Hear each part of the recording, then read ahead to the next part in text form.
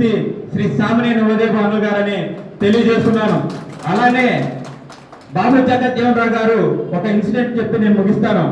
ఆయన చదువుకునే రోజుల్లో ఒక 2 కులాలు ఒక 2 మతాలకి కుండల్ని ఏర్పాటు చేస్తే నీళ్లు తాగడానికి ఆయన అట్ట పగలగొట్టారు. అయినా సరే అప్పుడున్న ఉపాధ్యాయులు ఇంకొక కుండను పెట్టి ప్రతి ఒక్కరూ కూడా అన్ని కులాల వారు అన్ని మతాల వారు అందులో నీళ్లు తాగే విధంగా ఆయన ఆ రోజే చైతన్యపరిచారు.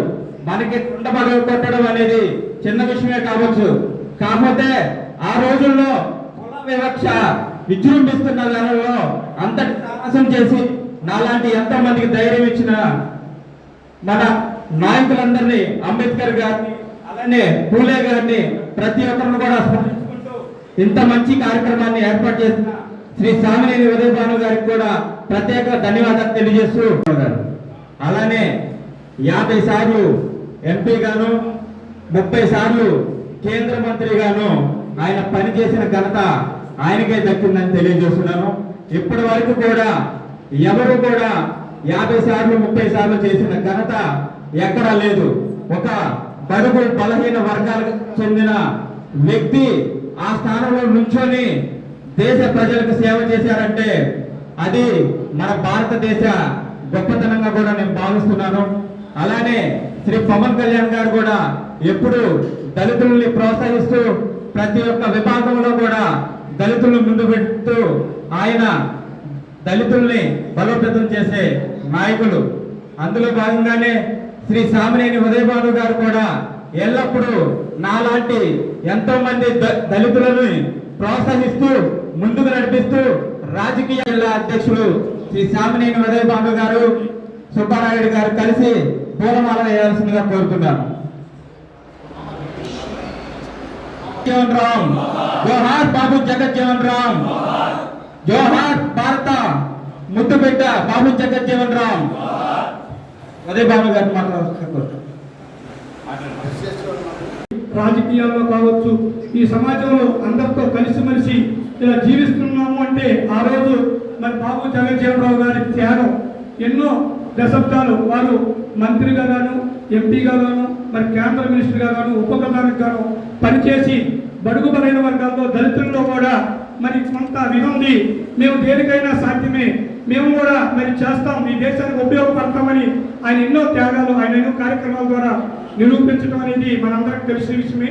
అలాంటి బాబు జగజ్జీవన్ రావు గారు పార్లమెంట్ సభ్యులుగా, అసెంబ్లీ సభ్యులుగా భారతదేశంలో బీహార్ రాష్ట్రంలో ఒక కుగ్రామంలో జన్మించి జగజ్జీవన్ రావు గారు ఆనాటి జవహర్లాల్ నెహ్రూ ప్రధానమంత్రి సమయంలో పేద బడుగు బలహీన వర్గాల వారికి ఉత్తర భారతదేశంలో ఒక నాయకుడిగా ఎదిగి ఆయన చాలా ధనికుడు. ఎంత ధనం ఉన్నప్పుడు కూడా బడుగు వర్గాల కోసం, గిరిజన వర్గాల కోసం, పేద వర్గాల కోసం అహర్నిశలు శ్రమించి ఆనాటి ప్రధాని జవహర్లాల్ నెహ్రూ తోటి మరి రిజర్వేషన్ విధానంలో కానీ బాబాసాహెబ్ అంబేద్కర్ గారితో కలిసి అనేక రకాల బాబు జగజ్జీవన్ రావు ఆయన చనిపోయి ఇంతకాలం అయినప్పుడు కూడా 118వ జయంతి కార్యక్రమాన్ని జరుపుకుంటున్నామంటే మరి ఆయన చేసిన సేవలు ఆ విధంగా ప్రజల మనసులో ఇప్పటికీ చిరస్థాయిగా ఉన్న విషయం భారతదేశ ప్రజానీకానికి చాలామందికి తెలుసు. అటు ఉత్తర భారతదేశంలో కానీ, దక్షిణ భారతదేశంలో కానీ అనేక దళితులకి మరి ఒక ఆశాదీపంగా ఉండి ఇవాళ రిజర్వేషన్ విషయంలో మరి పార్లమెంట్ సభ్యులుగా, అసెంబ్లీ సభ్యులుగా, స్థానిక మరి ఆయన చేసిన సేవని మర్చిపోవడం.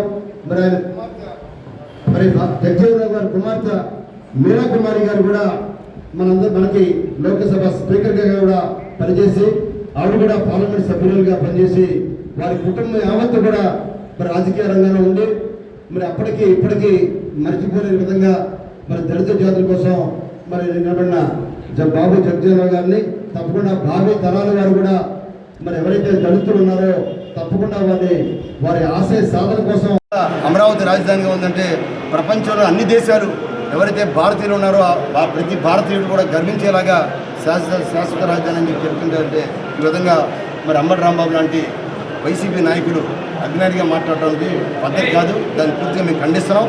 మరి ఎప్పుడైనా చంద్రబాబు నాయుడు గారు, పవన్ కళ్యాణ్ గారు అందరూ కలిసి ఒక నిర్ణయం తీసుకున్నారంటే అది తుది నిర్ణయం ఉంటుంది తప్ప అందులో ఎటువంటి విభేదాలు లేవు.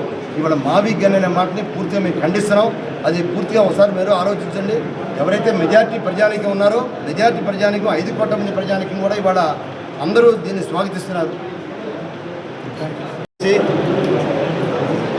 బాబు జగజ్జీవన్ గారి 118వ జయంతి కార్యక్రమాన్ని జిల్లా జనసేన పార్టీ కార్యాలయంలో మరి వారి ఫోటోకి పూలమాలలు వేసి ఘనమైన నివాళులు అర్పించడం జరిగింది. తప్పకుండా ఏదైతే ఆశించారో బాబు జగజ్జీవన్ గారు ఆశయ సాధన కోసం తప్పకుండా జనసేన పార్టీ ముందుంటుందని చెప్పి తెలియజేస్తూ, అలానే ఇవాళ కూటమి ప్రభుత్వంలో మరి పవన్ కళ్యాణ్ గారు ఎన్నో రకాల కార్యక్రమాలు తీసుకెళ్తూ ఇవాళ రాష్ట్రం అనేక రకాలుగా అభివృద్ధి కార్యక్రమంలో కానీ వారు చేస్తున్న పంచాయతీరాజ్ శాఖను కూడా మరి ముందుకు తీసుకెళ్తూ ఎవరైతే ఆదివాసులు నివసిస్తున్నారో ఆదివాసులు నివసించే ప్రదేశాల్లో కూడా వారికి పూర్తిగా అన్ని రకాల సౌకర్యాలు కల్పించే విషయంలో కూడా మరి ముందున్నారు. అలానే ఇవాళ మరి నిన్న వైఎస్ఆర్ పార్టీకి సంబంధించిన నాయకుడు అంబటి రాంబాబు గారు ఒక వ్యాఖ్యానం చేశారు. ఇవాళ భారతదేశంలో అమరావతిని ప్రత్యేకంగా అమరావతిని శాశ్వత రాజధానిగా అసెంబ్లీలో తీర్మానం చేసి దాన్ని పార్లమెంటు ఆమోదం కోసం పంపితే పార్లమెంటులో అన్ని రాజకీయ పార్టీలు ఇవాళ భారతదేశంలో ఎన్ని రాజకీయ పార్టీలు అయితే ఉన్నాయో ఇవాళ పార్లమెంట్ సభ్యుల్లో సుమారుగా 50 పార్టీలు, పెద్ద పెద్ద పార్టీలు, చిన్న పార్టీలు, 4-3 ఉన్న పార్లమెంట్ సభ్యులుగా ఉన్న పార్టీలు అనేక రకంగా ఉన్నాయి. అందరూ ఏకగ్రీవంగా అమరావతిని రాజధానిగా తీర్మానం చేస్తే ఒక్క వైఎస్ఆర్ పార్టీ మాత్రం రాజధానిని శాశ్వత రాజధానిని వ్యతిరేకిస్తూ మరి వారి తీర్మానం చేసిన విషయం ప్రజానీకానికి అందరూ కూడా తెలుసు. ఇవాళ నిన్న గుంటూరులో అంబటి రాంబాబు మాట్లాడుతూ దీని మీద ఒక విలేకరి పవన్ కళ్యాణ్ గారు ఈ మావి గన్ అని ఏదైతే జగన్మోహన్ రెడ్డి గారు అన్నారో దాని మీద మరి పవన్ కళ్యాణ్ గారు ఎందుకు మాట్లాడాలని చెప్పి ఆయన అడిగితే పవన్ కళ్యాణ్ గారికి చంద్రబాబు నాయుడు గారు ఇంకా మాట్లాడమని చెప్పలేదు కాబట్టి పవన్ కళ్యాణ్ గారు స్పందించాలని చెప్తున్నారు. నేను ఒకటే తెలియజేస్తున్నాను, ఇవాళ కూటమి ప్రభుత్వం ఒకే ఒక నాయకుడు, 3 పార్టీలు. ఇవాళ చంద్రబాబు నాయుడు గారు, అలానే ఉప ముఖ్యమంత్రి పవన్ కళ్యాణ్ గారు, బీజేపీ 3 పార్టీలు కలిసి ఏ పార్టీ ఏది నిర్ణయం తీసుకున్నా 3 పార్టీలు కలిసి నిర్ణయం తీసుకున్నా కోట్ల మంది ప్రజానీకానికి కూడా ప్రతి చదువుకున్న ప్రతి వారికి, రైతులకి, సామాన్యుడికి, రైతు కూలీకి అందరికి కూడా కావాలి రాజధాని అనే విషయం కావాలి. ఇవాళ ఆంధ్రప్రదేశ్కి రాజధాని అంటే చెప్పలేని పరిస్థితి గత 5 సంవత్సరాలు ఉంది. అటువంటి శాశ్వత రాజధాని కోసం కొన్ని వేల కోట్ల రూపాయలు ఖర్చు పెట్టి రాజధానిని అభివృద్ధి చేస్తూ మరి తీర్మానం చేయడానికి ఆయనకి మనసు ఒప్పక మరి ఎక్కడ కూటమి ప్రభుత్వానికి మంచి పేరు వస్తుందని చెప్పి ఒక దుర్బుద్ధితోటి జగన్మోహన్ రెడ్డి గారు మావి గన్ అన్నాడు. మరి మచిలీపట్నం, విజయవాడ, గుంటూరు అన్ని ప్రాంతాలు కూడా అమరావతిలోనే ఉన్నాయి. రాష్ట్రం అంతా కూడా అమరావతి రాజధాని. ఇవాళ ప్రత్యేకంగా మచిలీపట్నం, విజయవాడ, గుంటూరు అభివృద్ధి కాదు. నిజంగా జగన్మోహన్ రెడ్డి గారికి ముందు చూపు కానీ ఆయనకి ఏ రకమైన జ్ఞానం కానీ ఉంటే ఆ విధంగా మాట్లాడరు. ఇవాళ మావి గన్ అనే పేరు వింటేనే అందరూ కూడా ఏంటి మనిషి ఇలా మాట్లాడుతున్నాడు, జ్ఞానం ఉండి మాట్లాడుతున్నాడా, అజ్ఞానిగా మాట్లాడుతున్నాడా అని చెప్పి అందరూ అనుకుంటున్నారు. ఇవాళ విషయాలు స్పష్టంగా తెలియజేస్తున్నారు. వైసీపీ శ్రేణులు కూడా నేను అడుగుతున్నాను వాడిని, అసలు మావి గన్ అంటే ఏంటి అర్థం ఉందా? ఒక పక్క వైసీపీకి సంబంధించిన నాయకులు కూడా మేము తప్పకుండా అమరావతిని తప్పకుండా శాశ్వత రాజధానిగా మేము స్వాగతిస్తున్నామని చెప్పి కొంతమంది నాయకులు స్టేట్మెంట్ కూడా ఇచ్చారు. మరి ఇవాళ ముఖ్య నాయకుడు ఆ విధంగా మాట్లాడటం, దాని మీద అంబటి రాంబాబు మరి ఇవాళ పవన్ కళ్యాణ్ గారు దాని మీద స్పందించలేదని అంటాం. నిజంగా ఒక ఏనుగు వెళ్తూ ఉంటే మురుగుతూ ఉంటాయి కుక్కలు. ఇవాళ ఆ విధంగా ఉంది.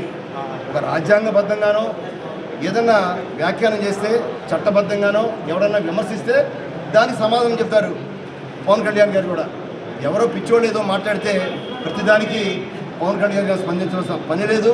నిజంగా పవన్ కళ్యాణ్ గారు అందరూ కలిసే రాష్ట్రంలో ఆయన తీర్మానం ఆమోదం పొందగానే పవన్ కళ్యాణ్ గారు బ్రహ్మాండంగా అసెంబ్లీలో మాట్లాడారు. అసెంబ్లీలో దాదాపు 20 నిమిషాల పాటు మాట్లాడారు. రాజధాని ఏకైక రాజధానిగా ఆమోదిస్తూ ప్రజలందరూ కూడా స్వాగతిస్తారని చెప్పాడు. దానివల్ల ఎన్నో లాభాలు ఉన్నాయి.